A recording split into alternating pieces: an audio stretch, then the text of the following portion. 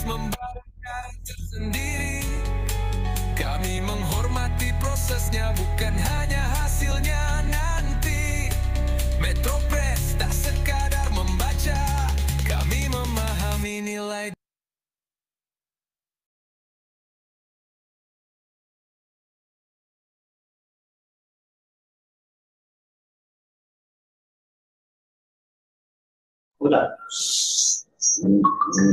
Bismillahirrahmanirrahim.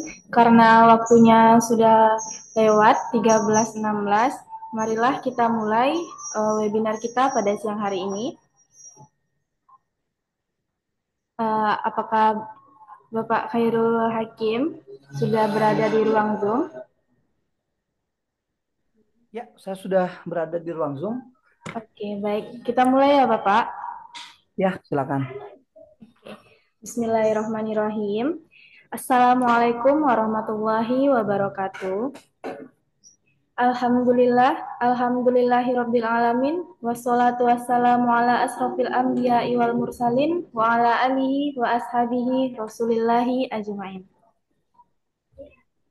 Baiklah, yang sama-sama kita hormati pimpinan CV Metro Press Indonesia beserta jajarannya, yang terhormat narasumber kita pada siang hari ini Bapak Dr. Khairul Hakim, SPSEME. Yang terhormat Bapak, Ibu, serta teman-teman audiens yang sudah bergabung dalam webinar siang ini, saya ucapkan selamat datang dalam webinar Belajar Sesuai DNA, Menemukan Gaya Belajar Gen Z melalui MBTI dan Filsafat Pendidikan, yang diselenggarakan oleh CV Metro Press Indonesia dan akan dipandu oleh saya sendiri, Meliza Esa Fitri. Oke, baiklah Bapak Ibu sekalian, sebelum memulai acara ada beberapa aturan yang ingin saya sampaikan. Yang pertama, diharapkan bagi audiens mengaktifkan kamera dan menonaktifkan mikrofonnya. Yang kedua, untuk absensi akan dikirimkan di akhir sesi tanya jawab nanti.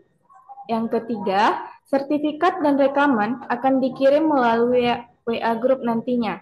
Dan yang terakhir, untuk sesi tanya jawab, diserahkan kepada Bapak Ibu untuk menggunakan fitur raise hand.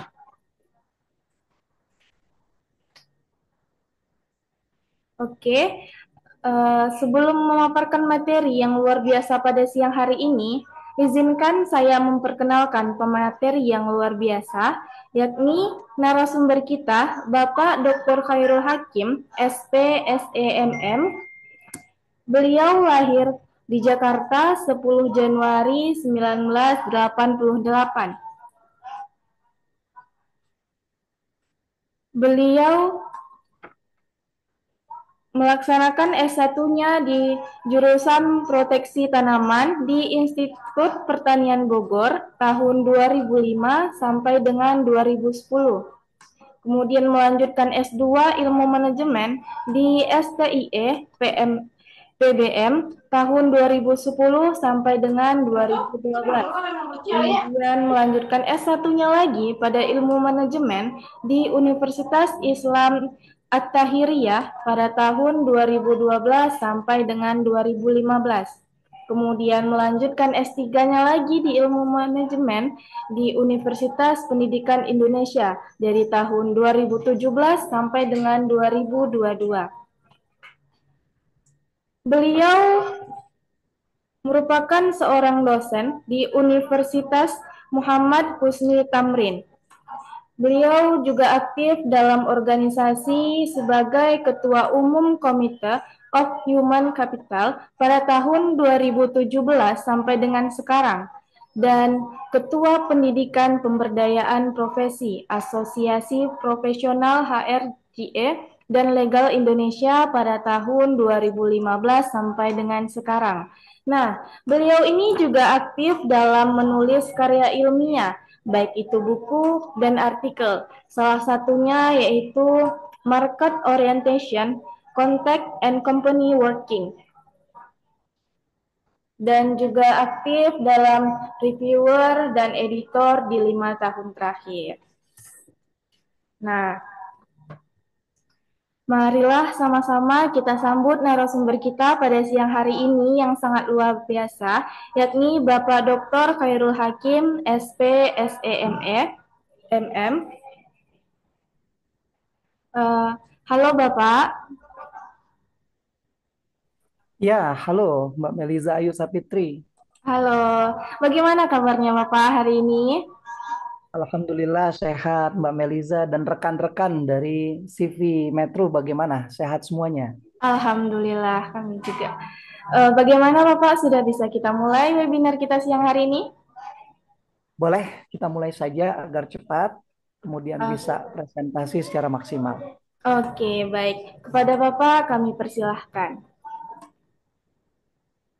Ya, Bismillahirrahmanirrahim. Assalamualaikum warahmatullahi wabarakatuh. Selamat siang Waalaikumsalam warahmatullahi wabarakatuh. Siang, Pak. buat seluruh peserta, buat seluruh panitia. Dari sini ada Mbak Meliza Ayu Sapitri, Mbak Anissa, Bapak Syafrizal, kemudian Bapak Elias, Ibu Rahmadani, kemudian juga di sini ada Bapak Sunardi, Bapak Primus, Bapak Abdul Qadir, Mbak Rika. Saya izin saya sapa satu persatu karena hanya 18, jadi bisa lebih enak gitu dan bisa menghormati rekan-rekan semua yang sudah hadir. Bapak Muhammad Rofiki, kemudian Bapak Erik, Bapak Salim, Bapak Rahmi, Bapak Mahi Sultan Salama, dan Mbak Frida, kemudian Mbak Ahmad Dafro, dan Mbak Indi. Perkenalkan, nama saya Khairul Hakim, tapi sebelum saya memperkenalkan nama, saya izin minta maaf, ini video laptop saya sepertinya rusak nih ya. Nah, udah 2 hari 3 hari ini saya kalau ngedandanin di dalamnya masih ada dokumen yang mesti saya kerjakan. Jadi izin tanpa mengurangi rasa hormat, video saya tidak tampilkan di sini. Ini kalau video tanpa tanpa saya tes, kalau saya klik centang merah, kalau di sini saya adakan tuh bentuknya jadi begitu tuh. Jadi ada UCam 5 ya. Kalau hilang tuh Khairul Hakim doang. Nah ini UCam 5 berarti tandanya ada masalah nih di videonya. Memang saya akan mempresentasikan kait belajar sesuai DNA. Kalau DNA maka kita mulai dengan surat Quran surat Az-Zariyat ayat 49 wa min kulli syai'in khalaqna ini la'allakum tadakkarun. Jadi dan segala sesuatu Allah Subhanahu wa taala katakan bahwa kami ciptakan berpasang-pasangan agar kamu mengingat kebesaran Allah. Kalau ngobrolin DNA berarti kita ngomong ada purin, ada primidin, begitu kan? Kemudian juga kalau kita ngobrol alam semesta, ada langit, ada bumi. Kalau kita ngelihat kita punya pasangan selaku makhluk hidup, dalam hal ini fitrah sebagai manusia, ada cewek, ada cowok, atau ada perempuan, ada laki-laki. Kemudian juga kalau kita ngelihat ada hewan, ada tumbuhan, ada atas, ada bawah, ada kanan, ada kiri. Nah, karenanya saya cenderung untuk judul kita punya presentasi sekarang adalah belajar sesuai DNA. Ada salah satu instrumen dari Barbara Tiger itu mengatakan bahwa ada satu instrumen yang menarik yaitu MBTI, Myers-Briggs Technical Instrument. Jadi kita akan coba kelola lebih dalam terkait MBTI tersebut. Nah, menemukan gaya belajar Gen Z. Saya katakan seperti ini, gaya belajar Gen Z berarti kita semualah. Saya juga walaupun tadi dikatakan 1988, kayaknya saya cenderung Gen Z aja ya Mbak Meliza ya. Padahal jujur, istri saya tuh anak 6. Jadi tetap aja Gen Z lah. Jadi kita sama. Melalui apa? Melalui MBTI dan filsafat pendidikan. Saya gabungkan ada filsafat pendidikannya agar MBTI ini terasa lebih menarik. Kalau biasanya kalau MBTI kan kita ngobrol ekstrovert introvert, tapi ada filsafat pendidikan nanti saya akan coba merumuskan sebenarnya rekan-rekan di sini gaya belajarnya itu apa. Kalau yang kita tahu gaya belajar kita pikirkan audio visual, kinestetik kan begitu. Nah, ini kita akan kelola MBTI ini mungkin agar rekan-rekan bisa memahami oh ternyata ada sesuatu yang bisa kita gali lagi ternyata untuk kegiatan pembelajaran yang positif, yang lebih efektif dan efisien, ujungnya nanti adalah kita bisa tahu siapakah diri kita dari card-nya MBTI maupun card filsafat pendidikan. Dari Paulo Freire dikatakan bahwa bukan cuma tentang cara menghafal, tapi bagaimana cara kita menyatu dengan pengetahuan. Nah, MBTI ini menarik karena kita nggak cuma sebatas menghafal, tapi kita menyatu dengan pengetahuan tersebut. Oke, nih saya ngelihat sedikit nih Mbak Meliza. Oke, Mbak Meliza. Oke, oke ekstrovert. Terus kemudian filler thinker itu ambivert. Kemudian N atau S kelihatannya N. N F oke J. Berarti Mbak Meliza coba Mbak Meliza MBTI-nya ekstrovert. Udah pernah ngetes nggak Mbak Meliza? Belum pernah, Oh Bapak. belum pernah. Jangan dulu deh kalau bisa belum pernah. Yang udah pernah siapa? Yang udah pernah? Ayo, ada yang tahu nggak MBTI? Yang udah pernah siapa? Ayo. Mau Mbak Rahmadani? Mau Mbak Rahmadani? Klik-klik sedikit nih jadi enak. Mau nggak? Ayo siapa yang mau? Saya tebak-tebakan. Kalau mau tebak-tebakan nanti bisa saya coba ceritakan. Kalau misalnya enggak ya udah kita lanjut aja dulu deh. Kita lanjut dulu. Nah, latar belakang Gen Z itu tumbuh dalam ekosistem digital, cepat dan penuh distraksi. Jadi kalau kita ngelihat digital kan kayak anak saya sendiri nih kalau misalnya dia lagi handphone saya ambil, put, waduh itu langsung tantrum. Jadi punya pola tuh instan mereka. Kemudian kalau nge-scroll sesuatu cepat tak tak tak. Nah, itu sebenarnya kalau kita ngelihat dari sudut pandang Gen X atau baby boomer, itu mereka wah, ini nih penyakit nih gitu kan. Pada kenyataannya sih sebenarnya kalau kita secara bijaksana bukan penyakit. Itulah lingkungan yang dihadapkan oleh Gen Z. Yang harus dilakukan adalah bukan kita merasakan bahwa itu merupakan hal yang negatif, tapi jadikan itu sebagai kita sebutnya opportunity atau peluang. Bahwa orang-orang seperti Gen Z ini, kalau kita dihadapkan sama sesuatu yang berbau digital, mereka akan bisa lebih mengerti dan mereka bisa lebih hebat daripada kita. Tantangan utama mereka adalah belajar jadi beban, bukan kebutuhan. Kalau zaman saya Gen Y lah. Itu saya anggap kalau misalnya belajar ini merupakan kebutuhan kita. Kenapa belajar mereka jadi beban?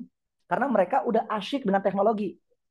Mereka udah senang sama Mobile Legend, kemudian juga mereka suka sama app-app kan gitu.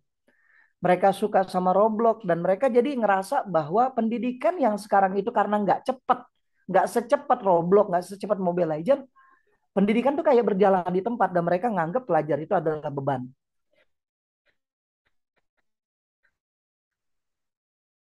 Sehingga kita harus melakukan pendekatan secara apa dan secara filosofi sama mereka. Bukan kita merasa bahwa diri kita lah yang paling benar, tapi kita harus menyatu dengan mereka. Mereka senang yang namanya Mobile Legend, ya kita harus lebih hebat daripada mereka. Rank lu apa nih? Masih Legend. Ah, saya Mythic nih, gitu. Jadi mereka akan memiliki apresiasi kepada diri kita lebih, sehingga saat kita masukkan ke pendekatan personal maupun pendekatan filosofi pendidikan, mereka akan lebih menghargai kita. Nah, kemudian dari situ kita gabungkan antara MBTI dan filsafat pendidikan sebagai jembatan. Nah, apa sih MBTI? Oke, buat teman-teman yuk kita coba lihat dulu MBTI. MBTI itu Myers-Briggs Type Indicator membagi kepribadian dalam 16 tipe. Dimensinya yang pertama, fokus energinya, apakah kita introvert maupun ekstrovert. Oke, ditulis saya Mbak Meliza. Introvert itu tipenya itu suka diem, mikir dulu baru ngomong. Kemudian suka peran di belakang layar. Terus dia introvert itu emosinya lebih stabil. Oke, Mbak Meliza. Kalau saya ngeliat Mbak Meliza, ya udah ekstrovert kan? Suka peran di depan layar, kemudian juga emosinya kadang-kadang labil, kan gitu ya. Oke kan Mbak Meliza ya? Kemudian lebih suka ngomong dulu daripada mikir. Nanti pas sudah selesai baru, aduh harusnya gue ngomong gitu ya kayak dia gitu. Nah itu Mbak Meliza. Makanya saya coba card Mbak Meliza kita buka. Jadi di sini yang akan jadi percontohannya Mbak Meliza aja. Nanti satu yang kita beri contoh, teman-teman bisa ngelihat oh ternyata asyik ya MBTI tersebut. Kemudian pemrosesan informasi. Nah saya ngelihat Mbak Meliza ini intuisi. Jadi implikasi masa depan. Kemudian juga berada dalam zona kemungkinan. ribet sama hal-hal yang spesifik. Jadi lebih suka hal-hal yang bersifat umum gitu. Kemudian dia yang mengambil keputusan, ini ambivert. Mbak Meliza bisa melakukan seseorang yang thinking maupun feeling. Kalau saya nyebutnya thinker aja lah, kita jadiin verba aja ya. Thinker maupun feeler. Nah, saya melihat Mbak Meliza itu ada ambivertnya. Bisa kadang-kadang pakai logika, bisa juga kadang-kadang pakai perasaan. Tapi paling banyak apa? Ya udahlah karena Mbak Meliza itu perempuan, filler aja lah gitu. Kita masuk ya, extrovert, intuitif, filler. Kemudian gaya hidupnya, judging atau persever. Kalau ngelihat Mbak Meliza, judger atau judging. Kalau judging kan non ya, saya enaknya judger aja lah verba. Kenapa judging? Saya ngelihat judger, saya ngelihat Mbak Meliza ini orangnya tuh kayaknya teratur nih. Dari mana coba lihat kacamatanya? Kacamatanya. Terus habis itu cara geraknya dia tuh. Nah, itu jadgar. Nah, saya